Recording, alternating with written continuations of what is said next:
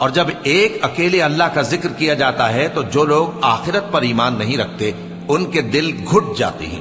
اور جب اللہ کے سوا اوروں کا ذکر کیا جاتا ہے تو فوراً خوش ہو جاتے ہیں۔ کہو کہ اے اللہ، اے آسمانوں اور زمین کے پیدا کرنے والے، پوشیدہ اور ظاہر کے جاننے والے، تو ہی اپنے بندوں میں ان باتوں کا جن میں وہ اختلاف کرتے رہے ہیں فیصلہ کرے گا۔